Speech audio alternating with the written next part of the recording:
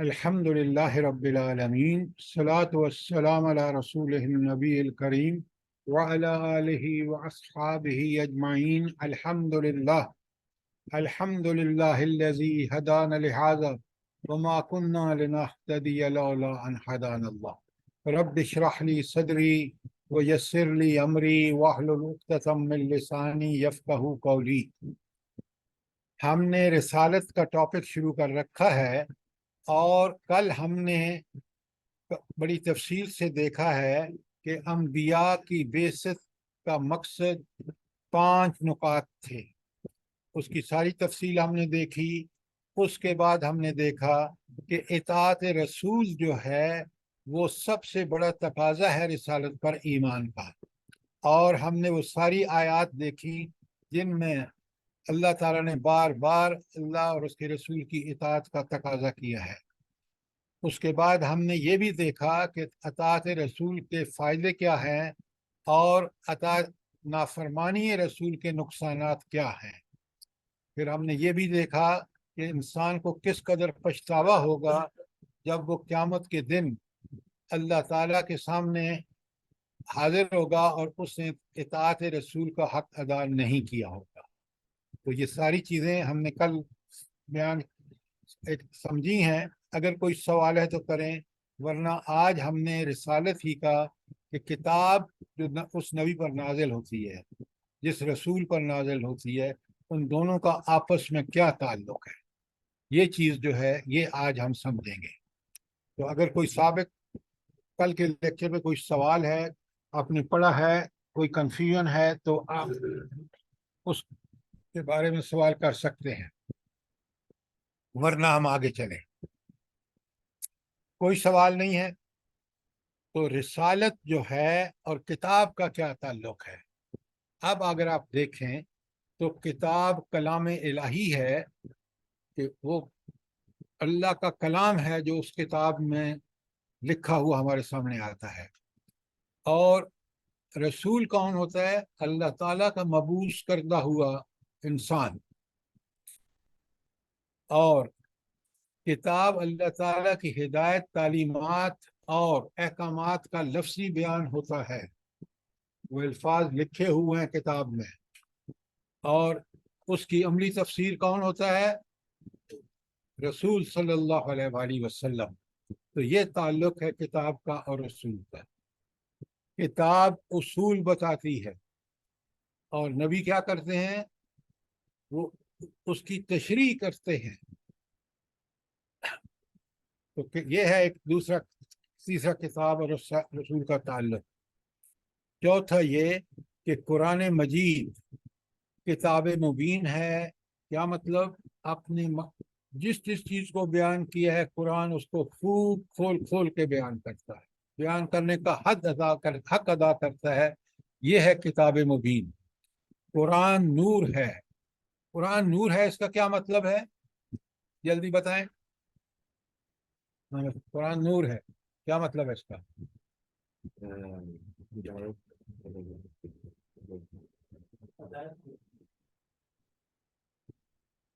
सिरात मुस्तकीम को रोशन कर देता है। नूर है, नूर हिदायत का। सिरात मुस्तकीम जो है उसको पूरी तरह रोशन कर देता है। तो ये है नूर। और कुरान बुरहान है। बुरहान का मतलब होता है ऐसी दलील जो पक्की सच्ची हो, उसके बरखिलाफ कोई दलील और ना हो। तो कुरान किस तरह दलील है? कुरान इस वजह से दलील है कि जिस चीज़ का अल्लाह ताला ने हुक्म दिया है, जो दलाइल दिए हैं, वो इतने सच्चे पक्के और हक़ाइक़ पर मबनी है कि उनमें किसी शक व शुबा की गुंजाइश नहीं है। तो ये तो था कुरान के मुबीन भी है, नूर भी है और बुरहान भी है। और इस बात हवाले से रसूल सल्लल्लाहु अलैहि वसल्लम क्या है? वो रहनुमा है, जिसका काम कुरान मजीद के ज़रिए गुमराहियों को हिदायत में बदलना है, गुमराहियों को निकाल के हिदायत लानी है माशरे में। ये रसूल का काम है। और फिर किताब वो चिराग है जिसकी मदद से रसूल सल्लल्लाहु अलैहि वसल्लम अपने पैराओं को सीधी राह पर चलाते हैं, उन्हें नूर इल्म अता करते हैं اس نے روشنی کس کی؟ فکر اور عرفان حق کی روشنی سے بہرہ مند کرتے ہیں. اور یہ قرآن یا یہ کتاب ایک بالا تر درجے میں اللہ تعالی کی طرف سے خود اس نبی کو عطا ہوتی ہے، اور اپنی تعلیم و تربیت سے انہیں وہ لوگوں کو اس قابل بناتا ہے کہ اگر وہ اس کے نقش قدم پر چلیں تو پھر اس چراغ کو ہاتھ میں رکھیں گے تو نہ صرف خود ہدایت پائیں گے بلکہ دوسروں کو بھی ہدایت کے لیے رہنما بن جائیں گے. اور یہ تو تھی کتاب اور اس کی خوبیاں. رسول کی سنیں، رسول صلی اللہ علیہ وسلم وہ ماہر رہنما ہیں جو اللہ تعالیٰ کی دی ہوئی بصیرت سے ہدایت کی صراط مستقیم جو وہ جانتے ہیں اس کو ٹھیک ٹھیک لوگوں پر اس کو چلاتے ہیں اور ان کو اس ہدایت سے آگاہ کر کے ان کی زندگیوں کو تبدیل کرتے ہیں. تو یہ تھا کتاب اور نبی کا تعلق. کتاب اصول بتاتی ہے، کتاب ہدایات اور تعلیمات دیتی ہیں، اور رسول صلی اللہ علیہ وسلم ان کو عملاً کر کے دکھاتے ہیں. کتاب کی تشریح، مستند تشریح بھی وہی ہے جو اللہ کے رسول صلی اللہ علیہ وسلم نے کی ہے. یہ تو تھا کتاب اور رسالت کا تعلق. اس حوالے سے کوئی سوال؟ اس کے بعد دیکھیں کہ عقیدہ رسالت کے تقاضے کیا ہیں. اس لیے کہ توحید ہو، رسالت ہو، آخرت ہو، اگر اس کے تقاضے ہمیں نہیں پتہ اور وہ ہم پورے نہیں کر رہے تو پھر ایسے عقیدے کا کوئی فائدہ نہیں ہے. عقیدہ وہ ہے جو عمل میں نظر آئے. اللہ پر عقیدہ ہے تو اللہ کے احکامات آپ کی زندگی کا حصہ ہوں. رسول پر ایمان ہے صلی اللہ علیہ وآلہ وسلم پر تو آپ کی زندگی مثل رسول ہونی چاہیے. عملاً آپ کو بالکل وہی کرنا چاہیے. اور اگر آخرت پر ایمان اور یقین ہے تو دنیا میں ہر عمل سوچ سمجھ کے کرنا چاہیے کہ آخرت میں مجھے اس کا حساب دینا ہے. یہ تقاضے ہیں. اور اب ذرا ہم سمجھتے ہیں. سب سے پہلا، اور ہم اپنا جائزہ لیتے جائیں، یہ صرف پڑھنے کے لیے نہیں ہے، یہ عمل کے لیے. پہلا تقاضا کیا ہے کہ نبی کی ہر تعلیم اور ہدایت کو جو اس سے ثابت ہو صدق کے دل سے قبول کیا جائے. پہلا کام. آپ سوچ لیجئے، کیا ہم نبی کریم صلی اللہ علیہ وسلم کی بات کو سچا پکا سمجھتے ہیں، یا ہم نے دنیا کے ادھر ادھر کے لوگوں سے باتیں لے کے اور انہی کے مطابق زندگی استوار کی ہے، اور اب گمراہیوں میں پھنس چکے ہیں اور صورتحال آپ کے سامنے ہے. ملک کو دیکھ لیں.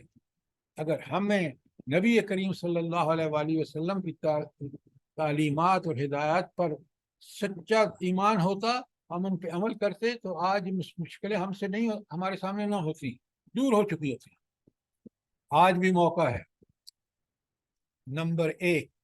نمبر 2، ہر اس حکم اور اس چیز کو رد کر دیا جائے جس کی ممانعت رسول خدا صلی اللہ علیہ وسلم سے ثابت ہے. عیاشی ہو، فحاشی ہو، جھوٹ ہو، مکر ہو، فریب ہو، یہ ان سے منع کیا ہے. ان پہ عمل کریں گے، رسول اللہ علیہ وسلم کی ہدایات کو چھوڑ کے بالکل وہی حال ہوگا جو آپ کے ملک کا ہے، تباہی اور بربادی.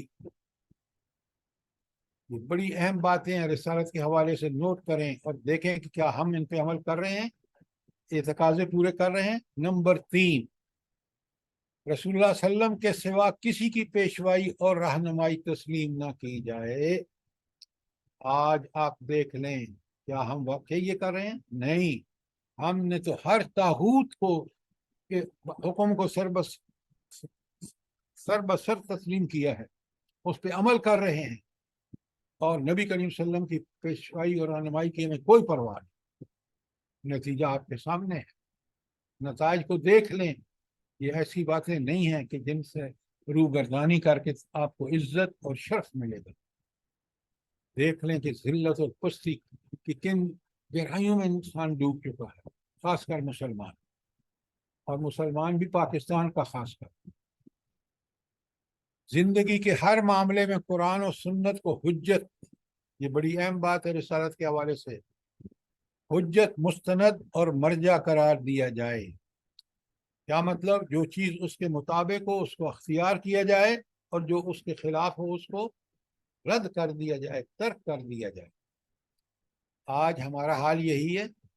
ذرا ایک ایک تقاضے کو دیکھیں اور دیکھیں کہ ہم ان تقاضوں کو پورا کرنے میں کس قدر ناکام ہیں، اور جس قدر ہم ان تقاضوں سے دور ہوتے چلے جا رہے ہیں، ذلت اور پستی بھی ہمارا مقدر بنتے جا رہے ہیں۔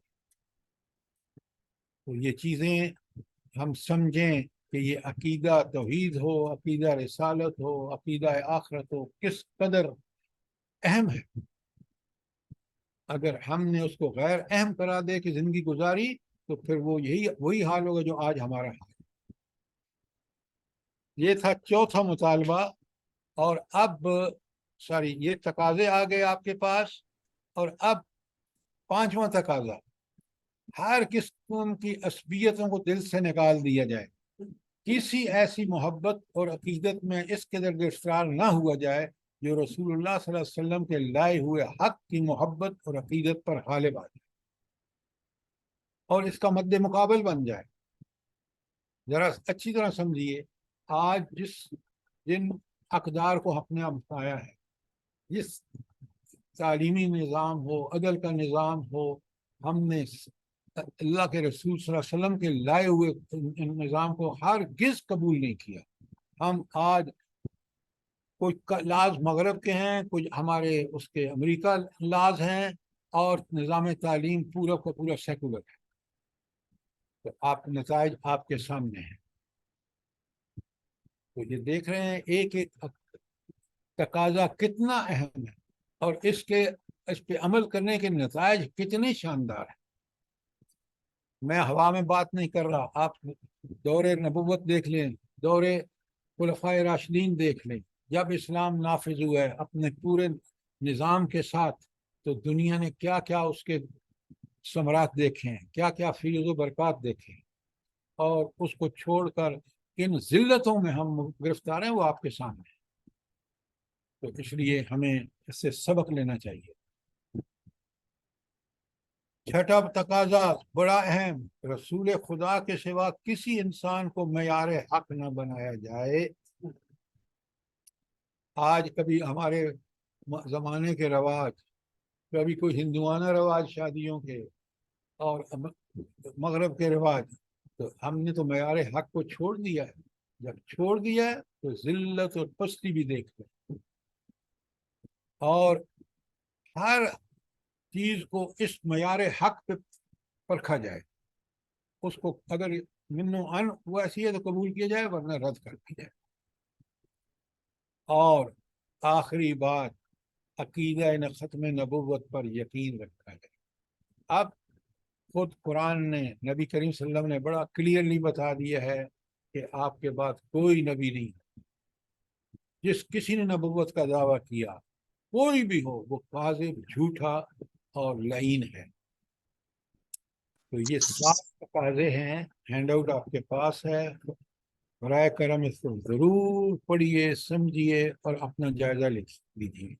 اس آئینے میں اپنے حالات اور واقعات کو دیکھیے، اور اگر ہم اس سے ہٹے ہوئے ہیں تو پھر ہمارا فرض ہے کہ ہم ان کے مطابق زندگی گزاریں، ورنہ آخرت میں بڑی پریشانی ہوگی۔ آپ پڑھ کے آئے ہیں کہ جس نے دنیا میں رسول کی نافرمانی کی ہوگی، وہاں تمنا کرے گا، کاش کاش میں نے زندگی میں رسول اللہ صلی اللہ علیہ وسلم کی باتوں کا معنی ہوتا۔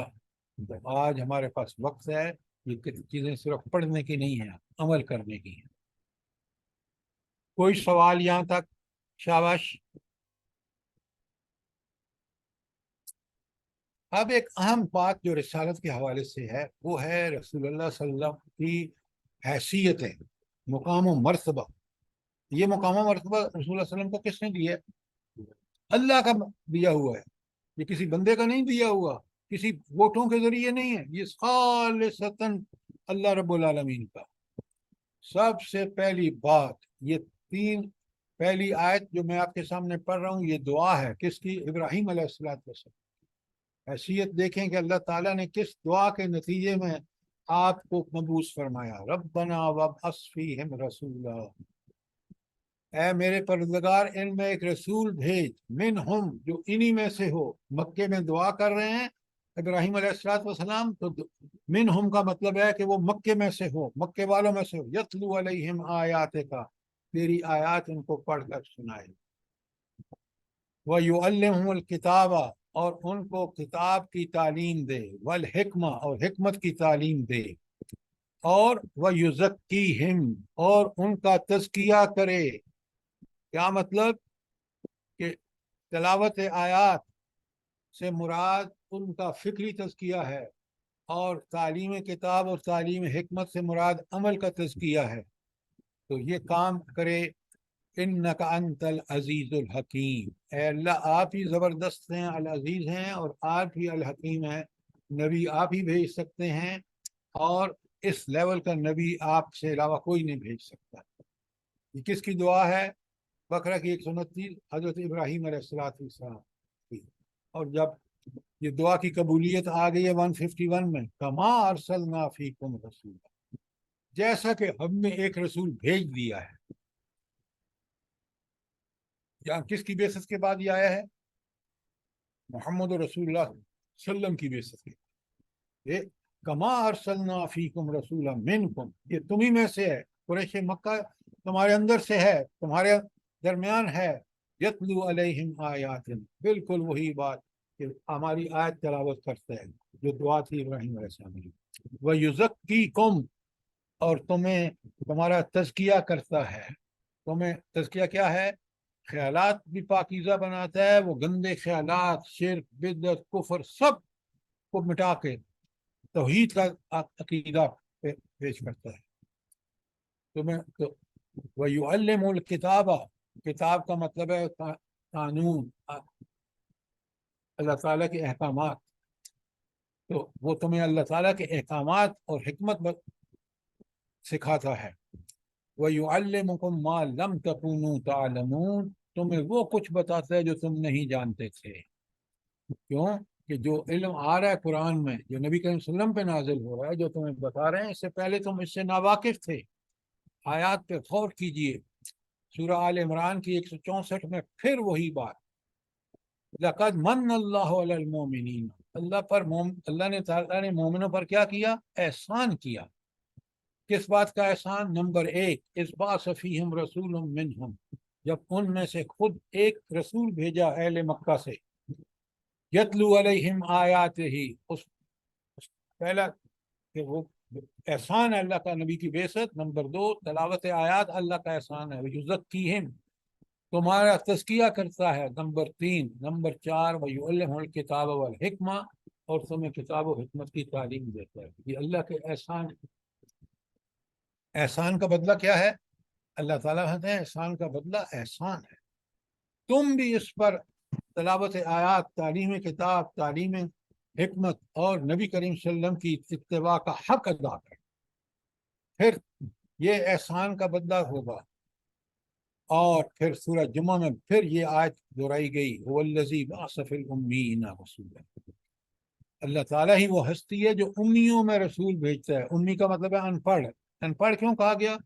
یہ تانا دیتے تھے یہود کہ یہ سارے جو ہیں عرب آل اسماعیل یہ ان پڑھ ہیں، ان میں کوئی نبی نہیں آیا۔ اللہ ان کو اعزاز بخش رہا ہے، کہہ رہا ہے کہ اللہ تعالیٰ نے نبی بھیجا کہاں؟ امیین میں، جن کو تم ان پڑھ کہتے تھے۔ کیا کرتا ہے؟ یتلو علیہم آیات ہی، بالکل وہی جو مضمون اوپر ہے، تلاوت آیات کرتا ہے، ویزکیکم ان کو پاکیزہ بناتا ہے، یعلمہم الکتاب والحکمہ ان کو کتاب اور حکمت کی تعلیم دیتا ہے، وَإِن كَانُوا مِن قَبْلُ لَفِي ضَلَالٍ مُبِينٍ اس سے پہلے بڑی کھلی گمراہی میں تھے۔ وَآخِرِينَ مِنْهُمْ لَمَّا يَلْحَقُوا بِهِمْ اور وہ دوسرے جو بعد میں آئیں گے، جو ابھی ان سے نہیں ملے، جیسے ہم لوگ ہیں، ان کے لیے بھی اللہ تعالیٰ کا اس نبی نے یہ فریضہ انجام دیا ہے۔ وَهُوَ الْعَزِيزُ الْحَكِيمُ، وہ زبردست ہے، وہ ایک نبی بھیج سکنے کی طاقت وہی رکھتا ہے۔ الحکیم، اور اس کی حکمت کا تقاضا ہے کہ وہ اپنے بندوں کو ایسے احکامات دے جو دنیا اور آخرت میں ان کو کامیاب کریں۔ 4 آیات، ٹاپک ایک ہی ہے، تو پہلا آپ کو اللہ تعالیٰ نے معلم بنا کے بھیجا. یعلمہ الکتابہ حکمہ ہے نا. لہذا اللہ کے مقرر کردہ معلم کون ہے؟ نبی کریم صلی اللہ. پوری معلم انسانیت ہیں، کسی اسکول کے ٹیچر نہیں ہیں وہ. ذرا مقام نوٹ کریں جو رب نے دیا ہے. اور اب جو کتاب نازل کی ہے اس نبی پر، اس کی شرح، اس کی تشریح بھی نبی صلی اللہ علیہ وسلم کے ذمہ ہے. آیت ہے سورہ نال کی آپ کے سامنے ہے، انزلنا الیک الذکر. اے نبی صلی اللہ علیہ وسلم، ہم نے آپ کے اوپر ذکر نازل کیا ہے. ذکر سے مراد قرآن مجید ہے. کیوں نازل کس لیے کیا ہے؟ لتبین للناس، کہ آپ لوگوں کے لیے اس کو کھول کھول کے بیان کریں، آپ اس کی تشریح کریں. ما نزل الیہم، جو اللہ تعالیٰ نے ان کے لیے نازل کیا. کتاب ہدایت ہے نا، انسانوں کے لیے نازل ہوا. تو اس کی تشریح بھی اس کو تشریح کون کرے گا؟ اللہ تعالیٰ. اور یہ مقام بھی کس نے دیا ہے؟ اللہ تعالیٰ نے. یہ جو آیت آپ کے سامنے ہے نا اس وقت، سورہ آل عمران کی 32، 31 اور 32، کمال کی آیات. قرآن کی ساری آیات کمال کی ہیں، لیکن یہاں بڑا کمال. ہم میں سے ہر انسان اگر اللہ پر یقین رکھتا ہے تو اس کی تمنا کیا ہے؟ کہ اللہ تعالیٰ مجھ سے محبت کرے، میں اللہ سے محبت کروں، اور ان ٹرن میں اللہ کا محبوب کروں. یہ کیفیت کیسے ملے گی؟ قرآن نے بتا دیا کہ تم اللہ کے محبوب بن سکتے ہو، لیکن ایک شرط. قل ان کنتم تحبون اللہ، ان سے کہو اگر تم اللہ سے محبت کرتے ہو نا تو اللہ تمہیں محبوب ہے. تو پھر کیا کرو؟ فاتبعونی، نبی کریم صلی اللہ علیہ وسلم کی اتباع کرو. لہذا اگر تم اتباع کرو گے، یحببکم اللہ، پھر اللہ تم سے محبت کرے گا. تو اللہ کی محبت کس سے مشروط ہو گئی؟ اتباع رسول صلی اللہ علیہ وسلم. آپ دیکھیں آگے، اگر یہ کام کرو گے نا، اتباع رسول، یحببکم اللہ، پھر اللہ تم سے محبت کرے گا. یہ ہے اللہ کا محبوب بننے کے لیے اتباع رسول. یہ معمولی بات نہیں ہے. یہ کون فرما رہا ہے؟ یہ رب العالمین فرما رہے ہیں کہ تمہیں اللہ سے محبت ہے اور تم چاہتے ہو اللہ تم سے محبت کرے، تو ایک ہی حل ہے، فاتبعونی. فرمایا صرف یحببکم اللہ ہی نہیں ہے کہ تمہیں اللہ تم سے محبت کرے گا، وہ یغفر لکم ذنوبکم، تمہارے سارے سابقہ گناہ معاف. تو یہ سب کچھ کس کے نتیجے میں ملے گا؟ اتباع رسول کے نتیجے. اور پھر اللہ آپ سے ایک معاملہ کیسا کرے گا جب آپ اتباع کریں؟ چھوٹی موٹی غلطیاں ہوگی تو اللہ غفور الرحیم ہوگا، تو میں ان چھوٹی غلطیوں کو، چھوٹی موٹیوں کو بخش بھی دے گا اور تم پر رحم بھی فرمائے گا. آیت 31 یہ تھی. 32 کو بڑے غور سے سنیں. یہاں تو انعامات ہیں نا اتباع رسول کے. اب سنیں، اگر تم نے اطاعت نہ کی اس رسول کی، گویا آپ نے اللہ کی اطاعت نہیں کی. اب سنیں، قل اطیعوا اللہ و رسول، اللہ کے رسول ان کو بتا دو کہ اتباع کرو کس کی؟ اللہ تعالیٰ اور اس کے رسول کی. اور جب تم یہ اتباع کرو گے تو تم اللہ کے محبوب بن جاؤ گے، اللہ تمہارے گناہ معاف کر دے گا. فَإِن تَوَلَّوْا، اگر تم نے منہ موڑا اطاعت اور اتباع سے، فَإِنَّ اللَّهَ لَا يُحِبُّ الْكَافِرِينَ، ایسے کافروں سے جو اتباع نہ کریں اللہ ان سے کوئی محبت نہیں کرتا.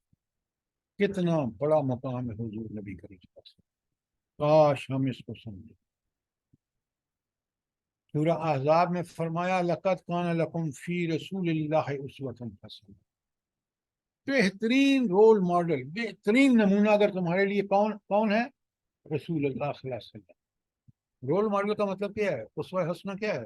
اس کا مطلب ہے کہ اگر تم اپنی زندگیوں کو تعمیر کرنا چاہتے ہو تو اس کی بنیاد، اس کا طریقہ کار کیا ہوگا تعمیر کا؟ وہ نبی کریم صلی اللہ علیہ وسلم کو دیا.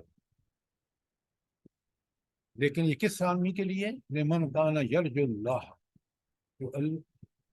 والیوم الآخر، جو اللہ تعالیٰ کی رحمتوں کا امیدوار ہو اور آخرت پر یقین رکھتا ہو. اس کو تو یہ کام کرنا ہی کرنا چاہیے۔ اس کا مطلب ہے کہ اگر انسان اتباع رسول نہیں کر رہا تو کیا مطلب ہے اس کا؟ وہ ایمان ہی کفر کر رہے ہیں۔ اللہ تعالیٰ پر اور آخرت پر ایمان نہیں ہے۔ آیت آپ کے سامنے ہے، کوئی سوال یہاں تک کوئی چیز کلیئر نہ ہوئی ہو۔ آگے چلتے ہیں۔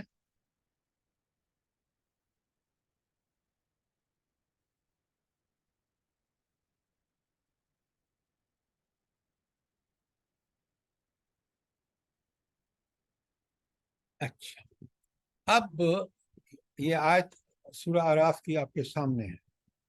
اللہ تعالیٰ نے کچھ لیجسلیٹو پاور نبی کریم صلی اللہ علیہ وسلم کو دی، اختیار اللہ کا ہے اور یہ پاورز اللہ ہی کے پاس ہیں، لیکن اللہ اپنے نبی کے بارے میں یامرہم بالمعروف، ان کو کس کا حکم دیتا ہے؟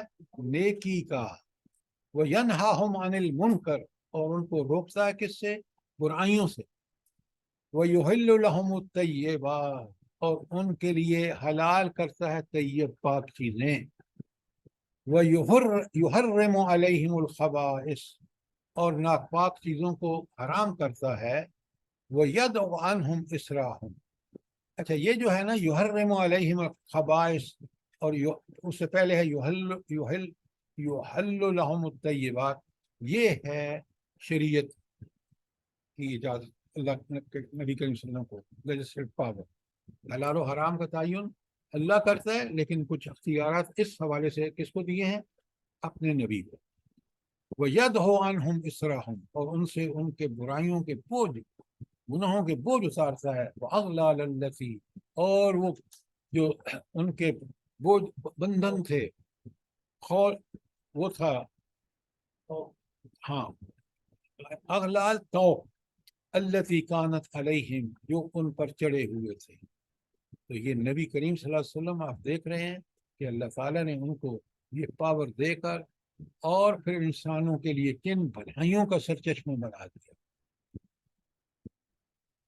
سورہ حشر کی یہ آیت آپ کے سامنے اثار، یہ ہے نبی کا مقام۔ وَمَا آتَاكُمُ الرَّسُولُ، جو رسول صلی اللہ علیہ وسلم تمہیں دیں، حکم دیں، فَخُذُوهُ، اس کو مضبوطی سے پکڑو، اس کو عمل کرو۔ وَمَا نَهَاكُمْ عَنْهُ، اور جس سے تمہیں منع کریں، فَانْتَهُوا، باز آئیں۔ یہ ہے احکامات رسول صلی اللہ علیہ وسلم کی حیثیت، کہ اللہ حکم دے رہا ہے کہ جو کرنے کو کہیں کرو اس کو، اور جس سے روکیں اس سے رک جاؤ۔ اور آگے فرمایا وَاتَّقُوا اللَّهَ، اللہ کا تقوی اختیار کرو۔ کیا مطلب اللہ کا تقوی؟ نیکی کو بڑھ کے آگے کرو، اور برائی سے مکمل اجتناب کرو، یہ ہے تقوی۔ یہی تو رسول اللہ صلی اللہ علیہ وسلم کے احکامات ہیں کہ نیکیاں کرو اور برائیوں سے بچو، امر بالمعروف اور نہی عن المنکر۔ تو آگے ایک لفظ آ رہی آیت کا حصہ ہے، بڑے غور سے سنیں۔ ان اللہ شدید العقاب، کہ اللہ تعالیٰ بڑا سخت عذاب دینے والا ہے۔ کیا مطلب ہے اس کا؟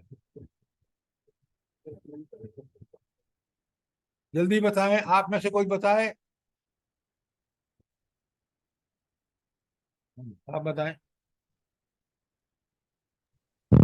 پہلے کیا حکم آیا ہے کہ جو اللہ کے رسول حکم دیں فٹافٹ مضبوطی سے پکڑو، اس میں عمل کرو، جس سے روکیں اس سے رک جاؤ، اور اگر نہیں کرو گے تو اللہ شدید العقاب ہے، پھر اللہ کا سخت عذاب آئے گا تم کو۔ یہاں صفت اس لیے لائی گئی ہے کہ اگر نبی کریم صلی اللہ علیہ وسلم کی ہدایت پر عمل نہیں کرو گے اور تقوی کی زندگی جو نبی کریم صلی اللہ علیہ وسلم نے گزاری ہے اس کی نہیں گزارو گے، پھر اللہ تمہارے لیے کیا ہے؟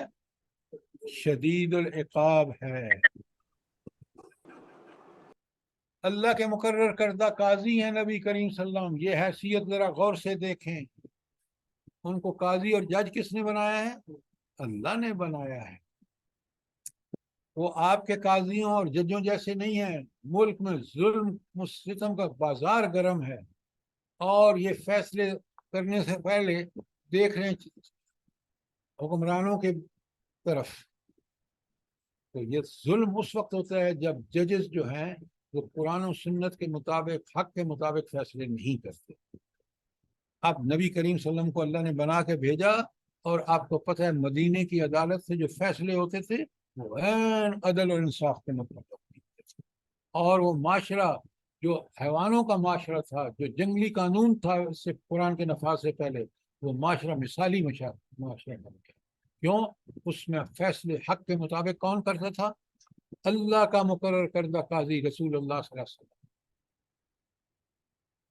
اللہ فرماتے ہیں ان انزلنا الکتاب بالحق، یہ قرآن ہم نے حق کے ساتھ نازل کیا ہے۔ یہ قرآن حق بیان کرتا ہے، اس کے سارے احکامات برحق ہیں۔ اس لیے بھیجا ہے لتحکم بین الناس، تاکہ آپ لوگوں کے درمیان فیصلے کریں۔ بما آراک اللہ، وہ روشنی جو اللہ نے آپ کو دی ہے، آپ نور نبوت سے برحق فیصلے کریں۔ اس کو اللہ حکم دے رہا ہے، اللہ اپنے نبی کو، اور اللہ کے نبی صلی اللہ علیہ وسلم کے فیصلے کو ماننے کے بارے میں ذرا آیت سنیے، سورہ نساء کی 65۔ اللہ اکبر، فلا، بس ہرگز نہیں۔ یہ پتہ کہ قرآن میں کہاں آتا ہے فلا؟ کہ جو تم باتیں ادھر کی گھڑ رہے ہو نا، یہ تو ٹھیک نہیں ہے، یہ بالکل فلا، یہ سب ٹھیک نہیں ہے۔ وَرَبَّكَ، وَرَبِّكَ، اور قسم ہے تیرے رب کی۔ جو آگے بات آ رہی ہے اس پہ گواہ کون ہے؟ خود اللہ تعالیٰ ہے۔ سنیں اب کیا ہے گواہی، کیا ہے اللہ کی؟ لا یؤمنون، یہ مومن ہو ہی نہیں۔ کب مومن ہوں گے؟ حتیٰ یحکموک فیما شجر بینہم، جب آپ کو فیصلہ کرنے والا مان لیں جو ان کے درمیان جھگڑا ہو، پھر مومن۔ اگر آپ کا فیصلہ نہیں مانتے تو پھر مومن نہیں ہے۔ اگر ان کو فیصلے کرانے ہیں غیر اللہ سے، پھر مومن ہے ہی نہیں۔ وَمَن لَّمْ يَحْكُم بِمَا أَنزَلَ اللَّهُ فَأُولَٰئِكَ هُمُ الْكَافِرُونَ۔ آج آپ کے ملک میں عدالتیں قرآن و سنت کے مطابق فیصلے نہیں کر رہی۔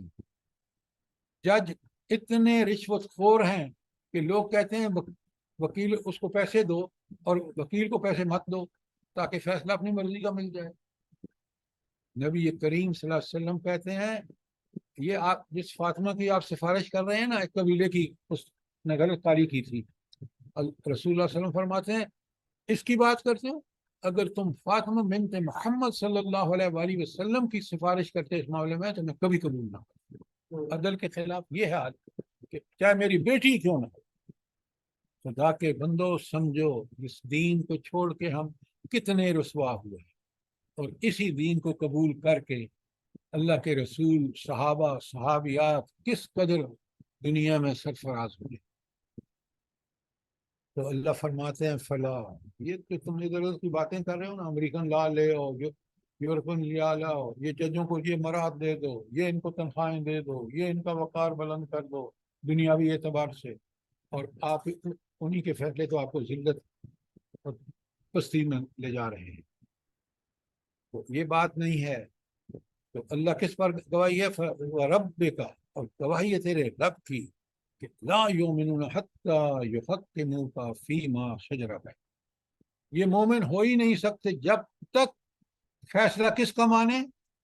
یحکموک، آپ کو فیصلہ کرنے والا نہ مانے۔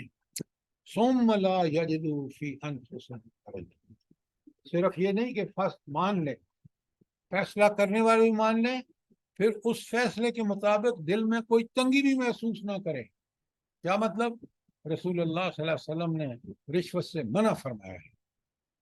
آپ کہیں گی دنیا میں تو ساری رشوت چل رہی ہے، کیسے تو ہو سکتا ہے؟ ایسا بندہ کہنے والا کیونکہ دل میں اس نے اس حکم کے خلاف سوچا ہے، وہ مومن نہیں ہے۔ نبی کریم صلی اللہ علیہ وسلم نے کہا کہ یاشی اور فحاشی معاشرے کو تباہ کر دیتی ہیں۔ آپ نے دیکھا آپ کا معاشرہ تباہ ہو گیا؟ تو ثم لا یجدو، پھر نبی کریم کے فیصلے کے بعد دل میں تنگی بھی نہ محسوس کرے۔ مطلب کیا ہے؟ آپ سوچیں یہ کتنا بڑا اللہ کا احسان ہے، اس نے وہ نبی بھیجا جو برحق فیصلے کرتا ہے۔ اور ہم بھی اگر برحق فیصلے اپنے معاشرے میں، اپنی عدالتوں میں کریں گے تو ہی عدل آئے گا۔ ورنہ وہی ظلم ستم ہوگا جس کو آپ آج فیس کر رہے ہیں۔ اور اگلی کنڈیشن اور سنیں، ہاں، ثم لا يجدوا في انفسهم حرجا مما قضيت، جو آپ فیصلہ کریں اس کے بارے میں وہ کوئی دل میں تنگی محسوس نہ کرے۔ اگلی شرط وَيُسَلِّمُوا تَسْلِيمًا، اور ماننے کا بھی حق ادا کر دیں،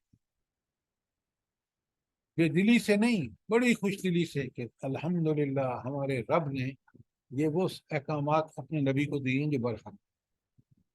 تو آپ نے دیکھا کہ بحیثیت قاضی اور کتنے اہم، یہ منافقین ہوتے ہیں جو اللہ کے رسول صلی اللہ علیہ وسلم سے فیصلے نہیں لیتے۔ وَإِذَا قِيلَ لَهُمْ تَعَالَوْا إِلَىٰ مَا أَنزَلَ اللَّهُ وَإِلَى الرَّسُولِ، جب ان منافقوں سے کہا جاتا ہے او اللہ اور اس رسول نے جو فرمایا اس کی طرف، رَأَيْتَ الْمُنَافِقِينَ، تم منافقوں کو دیکھو گے، يَصُدُّونَ عَنْكَ صُدُودًا، وہ تمہاری طرف آنے سے کتراتے ہیں۔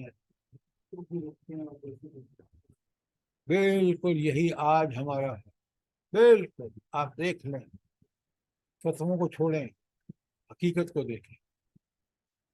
مومن کا کیا کام ہے؟ سورہ نور میں بڑا صاف بتا دیا، یہ ہے وہ کسوٹی، انما کان قول المؤمنین اذا دعوا الی اللہ ورسولہ، مومن کے کرنے کا کام تو یہ ہے جب ان کو بلایا جائے اللہ اور رسول کی طرف، کیا کام ہے؟ ان یقولوا، تو وہ کہیں، کیا کہیں؟ سمعنا واطعنا، ہم نے سنا اور اطاعت کی۔ یہ ہے مومنوں کو کام کہ جب اللہ کے رسول جو فرمائیں اس کو سن کے فوراً اطاعت کریں۔ اور آگے بڑی اہم بات کہہ دی سورہ نور میں، وَأُولَٰئِكَ هُمُ الْمُفْلِحُونَ، فلاح بھی صرف یہ پائیں گے، کون سے؟ جنہوں نے نبی کریم صلی اللہ علیہ وسلم کی بات کو سن کر فوراً عمل کی۔ اور پھر اللہ تعالیٰ کے مقرر کردہ حاکم بھی آپ ہیں، ذرا نوٹ فرمائیے، سورہ نساء کی دونوں آیتیں آپ کے سامنے ہیں، جس کی اطاعت کی جاتی ہے وہ کون ہوتا ہے؟ حاکم ہوتا ہے۔ تو اللہ کہتے ہیں ما ارسلنا من رسول، جو کوئی بھی رسول میں نے بھیجا ہے الا لیطاع بإذن اللہ، اللہ کا حکم ہے کہ اس کی اطاعت کی جائے۔ تو وہ حاکم کس وجہ سے بن گیا؟ اللہ کے حکم کی وجہ سے۔ اور فرمایا ومن یطع الرسول، جو کوئی رسول کی اطاعت کرے فقد اطاع اللہ، گویا اس نے کس کی اطاعت کی؟ تو رسول کی اطاعت اللہ کی اطاعت کیسے ہو گئی؟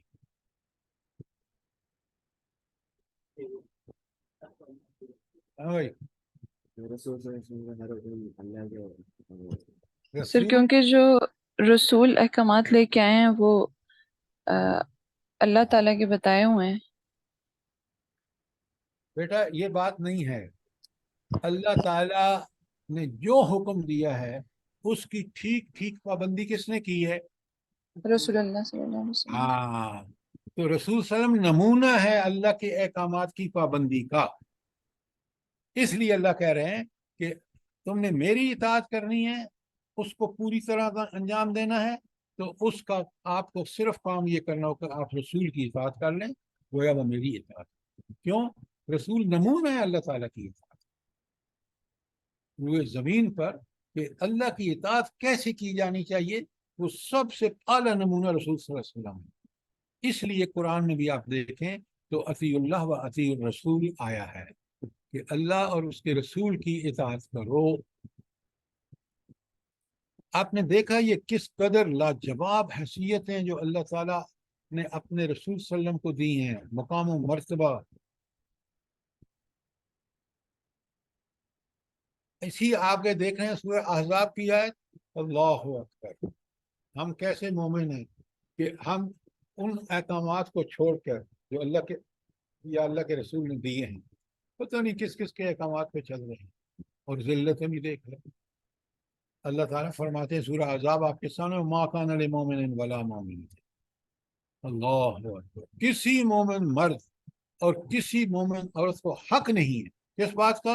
اذا قضى اللہ ورسولہ، جب اللہ اور رسول حکم دے دیں، امرن کسی کام کے بارے میں، ان یکون لهم الخیرۃ من امرہم، اب ان کا کوئی اختیار نہیں، وہ کس کے پابند ہیں؟ سمعنا وأطعنا۔ اگر کوئی اور اپنا اختیار استعمال کر کے اس کو تبدیل کریں گے، جیسے آپ نے اپنے ملک میں کیا، اسلام کو نام پر بنا کے ملک اور غیر اسلام کا ہر قانون یہاں آزما کے دیکھ لیا، ذلت اور پستی بھی دیکھ لی، تو اللہ کہتے ہیں کہ پھر مومن تو وہ ہے جس کو اللہ اور رسول کا حکم مل جائے تو بس کافی ہے، اس میں کوئی اپنی طرف سے تبدیلیاں نہ کرے، سنیں اور عمل کریں۔ اور پھر نافرمانی کرنے والوں کا بڑا کھلا ہوا انجام بتایا، میں یعص اللہ و رسولہ، جس کسی نے نافرمانی کی اللہ اور اس کے رسول کی، فقد ضل ضلالا مبینا، تو بڑی کھلی گمراہی میں۔ آج ہم اس کھلی گمراہی میں موجود ہیں۔ اللہ تعالیٰ فرما رہے ہیں، سورہ محمد کی آیت بڑی پیاری ہے، یا ایھا الذین آمنوا، خطاب کس سے ہے؟ ہم سے ہے، ایمان والوں کو کہہ کے اپنے کو نکال دیتے ہیں، ایمان والوں سے خطاب ہے، ہم نے بھی ایمان کا دعویٰ ہے، اس لیے اللہ تعالیٰ ہم سے مخاطب ہے۔ کیا کہہ رہے ہیں؟ یا ایھا الذین آمنوا اطیعوا اللہ واطیعوا الرسول، اطاعت کرو اللہ اور اس کے رسول کی، ولا تبطلوا اعمالکم، اور اپنے اعمال کو برباد نہ کرو۔ کیا مطلب ہے اس کا؟ کہ اللہ اور رسول کی اطاعت کرو اور اپنے اعمال برباد نہ کرو، کیا مطلب ہے؟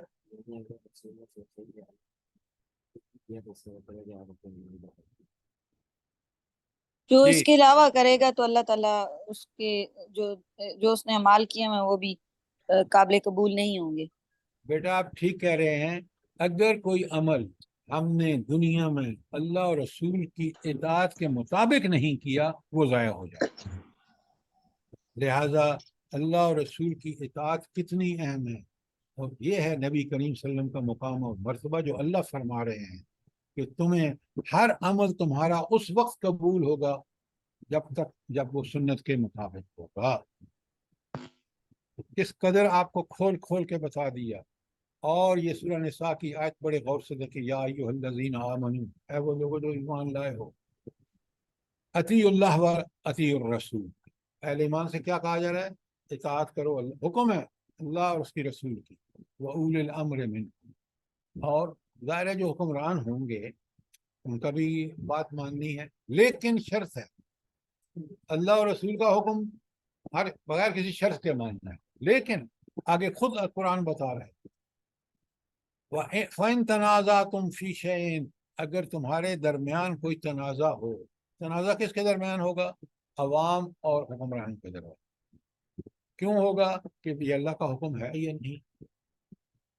تو پھر اس حال میں کیا کرو؟ جو اگر یہ کیفیت ہو تو ہم تو 100% اسلام کے اگینسٹ جا رہے ہیں نا، ہمارا تو معاملہ ہی بڑا غلط قسم کا ہے، انتہائی غلطی ہے۔ تو اگر یہ ڈفرنس ہو جائے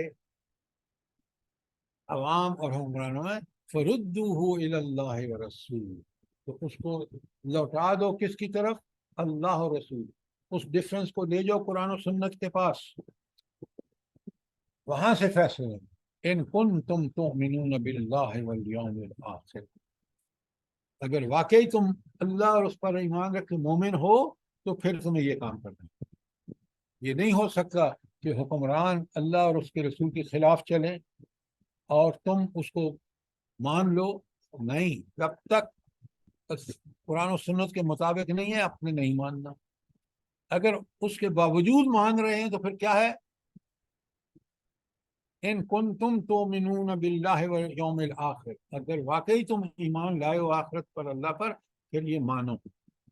اگر یہ نہیں مان رہے، اگر غیر اسلامی قانون چل رہے ہیں تو پھر تم مومن نہیں۔ بڑا کلیئر ہے۔ اچھا آگے جو الفاظ ہیں بڑے غور سے دیکھیں، ذالک خیر، یہ بہتر ہوگا کہ فیصلے کس سے لیے جائیں؟ قرآن و سنت سے۔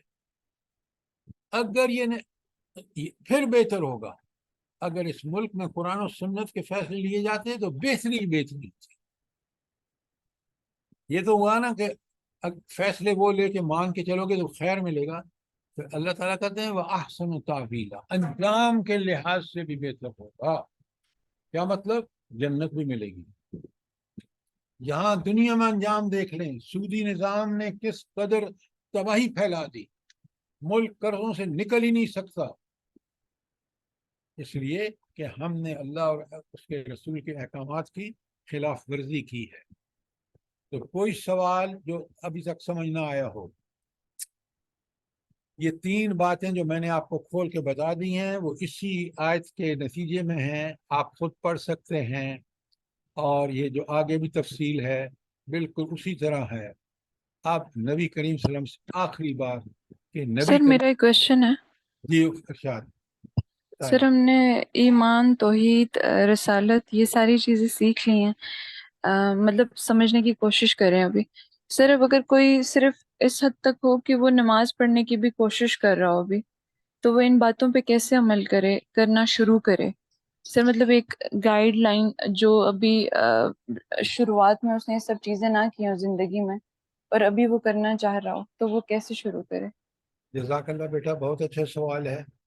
شرط جو پہلی آپ نے بتائی ہے نا کہ وہ خود اپنے پابندی کرنا چاہتا ہے، خود کوشش، یہ اگر شرط ہے اور اس میں جی وہ سچا ہے، تو آپ کو میں لکھ کے دیتا ہوں، میں اپنے تجربے سے بتا سکتا ہوں کہ اگر آپ کوشش کریں گے تو اللہ کی تائید، سچی کوشش، تائید نصرت آئے گی، اور آپ کو سارا دین آسان لگے گا، آپ کو ٹائم بھی مل جائے گا، آپ کو اطاعت کرنے کا جذبہ جو ہے اس میں اللہ تعالیٰ عطا کر دے گا، آپ کو عمل میں برکت کر دے دے گا، اور بالآخر وہ بندہ جو ہے وہ ٹھیک ٹھاک قرآن پر عمل کرنے والا ہو جائے گا۔ شرط جو ہے واقعتاً وہ اس بات کا اپنے آپ کو پابند بنانا چاہتا ہے، اس کے لیے کوشش کرتا ہے، تو میں آپ کو لکھ کے دیتا ہوں۔ یہ آج جو ہم نے پڑھے لکھے لوگ ہیں، میں آپ کو بتاؤں کہ مجھے اللہ رب العالمین نے اس دین کو برحق سمجھ کر اس پر عمل کرنے میں، دنیا میں جہاں کہیں بھی میں تھا، میں نے امریکہ سے ماسٹر الیکٹریکل انجینئرنگ میں کی، ملٹی نیشنل میں دنیا کے 3 براعظموں میں کام کیا، اس رب کے دین نے مجھے بالکل زندگی کو آسان اور پرسکون بنایا۔ میں اس بات کا عینی شاہد ہوں، الا بذکر اللہ تطمئن القلوب، کہ اللہ کو یاد رکھ کے جو بندہ زندگی گزارتا ہے اسی میں اطمینان قلب ہے۔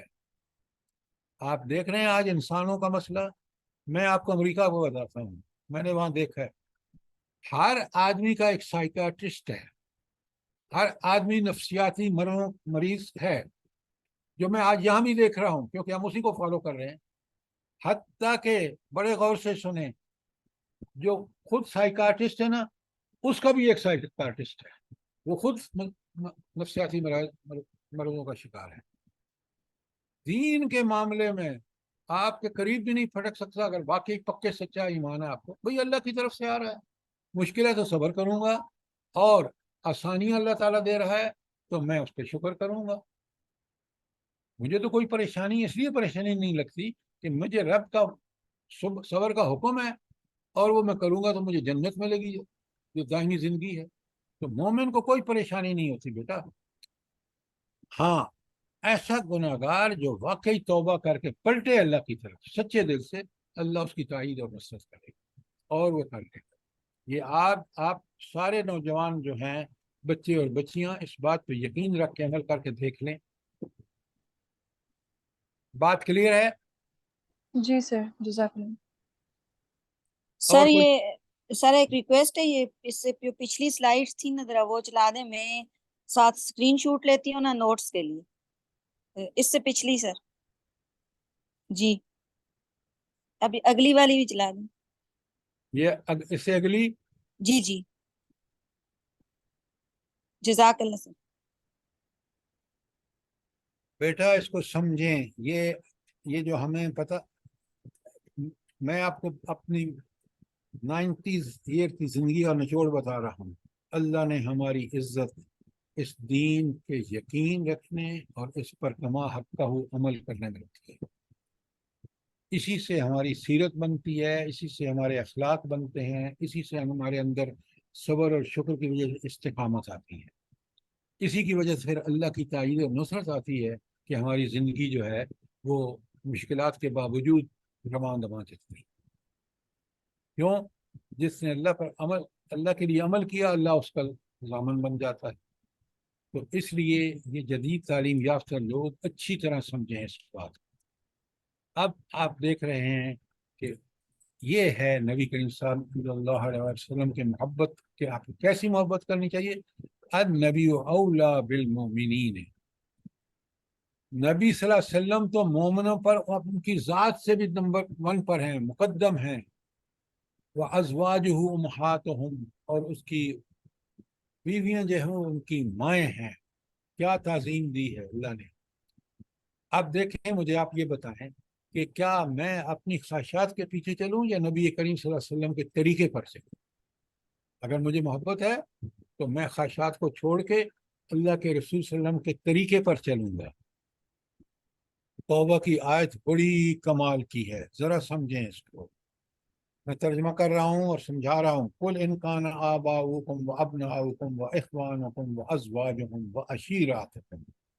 پہلی لائن میں پہلے کہا اے نبی صلی اللہ علیہ وسلم ان کو بتائیں اگر تمہارے والدین نمبر 1، نمبر 2 تمہارے اولاد، نمبر 3 وَإِخْوَانُكُمْ تمہارے بھائی، نمبر 4 تمہاری بیویاں، نمبر 5 تمہارے رشتہ دار. مجھے آپ بتائیں، اللہ تعالیٰ نے سارے رشتہ دار گن دیے نا، اور اس ترتیب سے گنے ہیں جس سے طرح آپ کو محبت ہے. والدین، اس کے بعد اولاد، اس کے بعد بھائی، اس کے ساتھ بعد بیویاں، اور اس کے بعد رشتہ دار. یہ ہو گئے سارے رشتہ دار. آگے فرق سنیں، وَأَمْوَالٌ اقْتَرَفْتُمُوهَا، وہ مال جو تم نے خود کمائے ہیں. یہ کیوں کہا کہ مال جو تم نے خود کمائے ہیں؟ ماں باپ سے جو ورثے میں ملتا ہے نا، اس کی کوئی قدر نہیں ہوتی، لیکن وہ جو تنخواہ لے کے آتا ہے نا اپنی کمائی، بڑی سینت کے رکھتا ہے، سوچ سمجھ کے خرچ کرتا ہے. ایسا ہی ہے. تو دیکھیں اللہ تعالیٰ کس طرح انسانوں کی جذبات کو اپیل کر رہا ہے. وَتِجَارَةً تَخْشَوْنَ كَسَادَهَا. تیسری بات، وہ تجارتیں تمہیں مندہ پڑنے کا ڈر ہے. آپ کبھی دیکھیں نا یہ لوگ جو سکے کا کاروبار کرتے ہیں، تو آپ دیکھیں گے کہ جب انڈیکس گرتا ہے نا تو ایسا لگتا ہے ان کی جان نکل رہی. وَمَسَاكِنَ تَرْضَوْنَهَا، وہ کوٹھیاں جو تمہیں بڑی پسند ہیں کیونکہ تم نے بڑے پلاننگ سے بنوائی ہیں. اب یہاں تک رکیے. اللہ تعالیٰ نے ساری رشتہ داریاں گن دی، مال جو پسندیدہ وہ بھی گن دیا، اور اس کے بعد اللہ تعالیٰ نے تجارت کا بھی بتا دیا. بندہ ڈوبے ہوئے ہیں لوگ تجارت میں. اور کوٹھیاں جو تمہیں زیادہ پسند ہیں. 4 چیزوں کے مقابلے کا احب الیکم، اگر یہ تمہیں زیادہ محبوب ہیں 4 چیزیں کس سے؟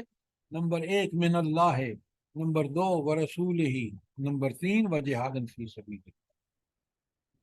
اوپر والی 4 چیزیں اگر زیادہ محبوب ہیں تمہیں اللہ کے مقابلے میں، رسول کے مقابلے میں، اور جہاد فی سبیل اللہ. پتہ ہے اللہ کے کیا فرما رہے ہیں؟ بڑے فتربصوا، پھر ذرا انتظار کرو، حتی یاتی اللہ بامرہ، یہاں تک کہ اللہ اپنا حکم لے آئے. یہاں حکم سے مراد کیا ہے؟ عذاب. آج آپ دیکھ رہے ہیں، دیکھیں ان قرآن بالکل حقائق بیان کرتا ہے اور ہمارے جذبات سے اپیل کر کے ہمیں لے کے آتا ہے اس حق کی طرف. یہاں بتا دیا. آج آپ دیکھ لیں مسلمان کا خون سب سے سستا ہے. فلسطین ہو، کشمیر ہو، کوئی بھی علاقہ دیکھ لیں، اور اللہ اپنے ملک کو دیکھ لیں، لوگ کیڑوں مکڑوں کی طرح مر رہے ہیں، کوئی پرواہ نہیں. تو اللہ تعالیٰ ٹھیک ہے. جی کیا کہا آپ نے؟ Sorry sir. اچھا، تو اب آپ دیکھ لیں یہ اللہ کا فیصلہ ہے کہ یہ جو 4 چیزیں پہلے بیان ہوئی ہیں اس کے مقابلے میں اگر تمہیں وہ زیادہ محبوب ہے اللہ، رسول اور جہاد فی سبیل اللہ کے مقابلے میں، تو پھر انتظار کو کہ اللہ کا عذاب آئے. آگے اللہ فرمائے واللہ لا یہدی القوم الفاسقین، اللہ فاسق لوگوں کو ہدایت نہیں دیتا. تو یہاں فاسق سے اس آیت میں کیا مراد ہے؟ جلدی بتائیے.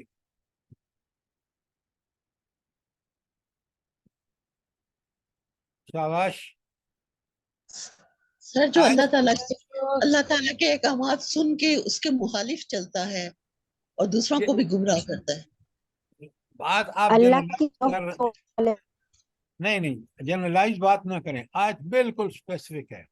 4 چیزیں ہیں پہلی، اور وہ تمہیں زیادہ محبوب ہیں، ساری دنیاوی نعمتیں ہیں جو اللہ نے بندے کو دی ہیں، اور تمہیں اللہ اور رسول اور جہاد فی سبیل اللہ کے مقابلے میں وہ زیادہ محبوب ہیں، تو اللہ ان کو فاسق کہہ رہا ہے.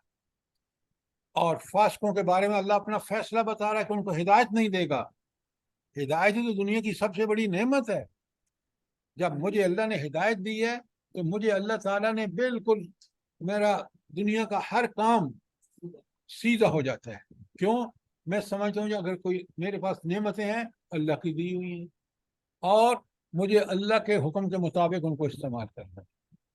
میرے ذرائع وسائل جو کچھ ہے یا اللہ اور رسول کے حکم کے مطابق ہوں، اور اللہ کے کلمے کو، جہاد فی سبیل اللہ کے اللہ کے کلمے کو لوگ کرتے ہیں. بہت پیاری آیات ہیں، بڑا سمجھیے ان کو. ہینڈ آؤٹ آپ کے پاس ہے. اب حدیث میں آئیے، اللہ کے رسول صلی اللہ علیہ وسلم فرماتے ہیں لا یؤمن احدکم، تم میں سے کوئی مومن نہیں ہو سکتا حتی اکون احب الیہ من ولدہ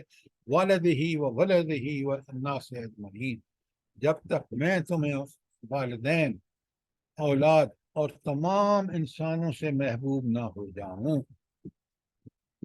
اس کا مطلب کیا ہے؟ مفہوم کیا ہے بھلا؟ جلدی بتائیں.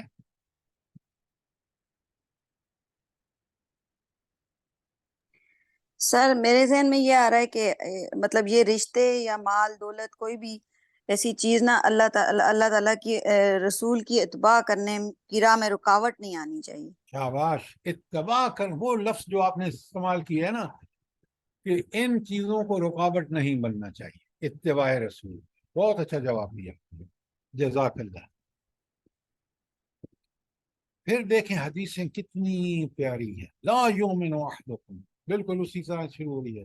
تم میں سے کوئی حتی یکون ہواؤہ طبعا لما جئت بہ، کہ اس کی خواہش نفس اس چیز کے تابع نہ ہو جائے جو میں لے کے آیا ہوں. نبی کریم صلی اللہ علیہ وسلم کیا لے کے آئے ہیں؟ جلدی بتائیں. قرآن اور سنت. قرآن و سنت. قرآن و سنت. اب آپ اپنی جو بھی خواہش نفس کو پیش کیجیے قرآن و سنت کے سامنے. میں ایک مثال دیتا ہوں، بڑی واضح آپ کے سامنے ہو جائے. اس وقت آپ اور میں بیٹھے ہیں، قرآن سمجھ رہے ہیں، اور ہم نے اپنی خواہشات کو کس کے تابع کر دی ہے؟ اللہ اور رسول کے. اگر اس وقت آپ بیٹھے ہوتے ٹی وی پہ گندے مناظر بچوں کے ساتھ دیکھ رہے ہوتے، تو آپ اپنی خواہشات نفس کو اپنے تابع نہیں کیا اللہ کے رسول. اگر آپ کے گھر میں بے پردگی، آپ کے گھر میں مخلوط محفلیں ہوتی ہیں، تو یہ اللہ اور رسول کے حکم کے خلاف ہے. تو یہ ہے اب بڑی مزے کی بات یہ ہے کہ جب خواہشات کو آپ تابع کر لیتے ہیں نا، اعمال خود بخود ہو جاتے ہیں. کیوں؟ اعمال کس کا نتیجہ ہے؟ خواہشات کا. اور سورہ نور کی آیت بہت زبردست ہے، یقولون آمنا باللہ وبالرسول وَأَطَعْنَا. کیا کہتے ہیں زبان سے دعویٰ کس کا؟ اللہ پر بھی ایمان، رسول پر بھی ایمان، اور ہم اس کی اطاعت بھی کریں گے. یہ تو بالکل ہمارا دعویٰ ہے نا. پھر کیا کرتے ہیں حقیقت میں؟ ثم یتولی فریق منہم، پھر ان میں سے ایک گروہ پھر جاتا ہے. میں واش روم جا رہی ہوں. تو کیا مطلب ہے؟ کہ اللہ تعالی دعویٰ کرنے کے بعد عمل اس کے الٹ کرے گا. ما اولئک بالمؤمنین، یہ مومن نہیں ہے. مومن بننے کے لیے آپ کو دعویٰ ایمان کے مطابق عمل کرنا ہوگا. آپ نے دیکھا آیت پھر وہ آ گئی ہے کہ اطاعت رسول، اتباع رسول سے اللہ کی محبت. بقرہ کی ساری آل عمران کی 31 یہ ہو چکی ہے، یہ بھی ہو چکی ہے 157 بھی آپ کے سامنے. اور ہاں، اب یہ 13 اور 14 جو نساء کی ہے، بڑے غور سے دیکھیں. وَمَن يُطِعِ اللَّهَ وَرَسُولَهُ جو کوई इताअत करे अल्लाह और उसके रसूल की। बड़ी अहम बात है। अल्लाह क्या, उनका इनाम क्या है? युदखिलुहु जन्नातिन तजरी मिन तहतिहल अनहार, अल्लाह उसको उन बागों में, जन्नत के बागों में दाखिल कर जिसके नीचे से नहरें बहती हैं, खालिदीन फीहा, उसमें हमेशा रहेगी। यह इनाम किसका? अल्लाह और रसूल की इताअत का। और अल्लाह इसको क्या कहते हैं? वज़ालिकल फौजुल अज़ीम, यही सबसे बड़ी कामयाबी है। इसलिए कि ये दायमी भी है, बेमिसाल भी है, लाजवाल भी है। दुनिया की कामयाबियां चंद रोजा है, तो जरा समझें, ये हमारा गोल होना चाहिए, अल फौजुल अजीम। ये किसको किसको मिलेगा? जो अल्लाह और रसूल की इताअत करेगा। आगे सुने बिल्कुल इसका उलट, 14 नंबर आयत, वमन यासिल्लाह व रसूलहू, जो कोई अल्लाह और उसके रसूल की नाफरमानी करेगा, वह यतअद्दा हुदूदहू, और उसकी हुदूद को फलांगेगा, युदखिलहु नारा, उसको अल्लाह जहन्नम में दाखिल करेगा, खालिदीन फीहा, उसमें हमेशा रहेगा, वलहू अज़ाबुन मुहीन, और उसके लिए बड़ा जिल्लत वाला अजाब होगा।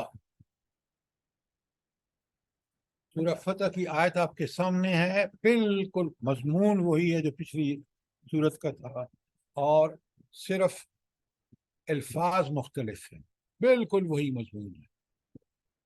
तो इसके बाद ये आप देख रहे हैं, ये आपने खुद पढ़ना है, वक्त हो गया है। जितना बाकी हैंड आउट है, ये सारे बहुत आसान है, अगर आपने पहले समझ लिए हैं तो ये सारी चीज़ें जो हैं ये इंशाअल्लाह आपको बिल्कुल कुरान और सुन्नत से क्लियर हो जाएंगी, और कल इंशाअल्लाह हम आखिरत शुरू करेंगे। तो थोड़ी सी मेहनत आपको करनी पड़ेगी, और मेहनत करेंगे तो अल्लाह ताला बड़ा कदरदान है, आपको इल्म भी हासिल होगा, उस इल्म के मुताबिक अमल करेंगे तो अल्लाह ताला की फीज़ व बरक़ात भी हासिल होंगी। अल्लाह ताला मुझे भी और आपको इन चीज़ों की तौफीक अता फरमाए, और हम सच्ची तलब और सड़क के साथ कोशिश करें। जब कोशिश करेंगे, अल्लाह ताला का वादा है वो ज़रूर हमें हिदायत के रास्ते पे चलने की हमारी मदद फरमाएगा। कोई सवाल, कोई चीज़ समझ ना आई हो?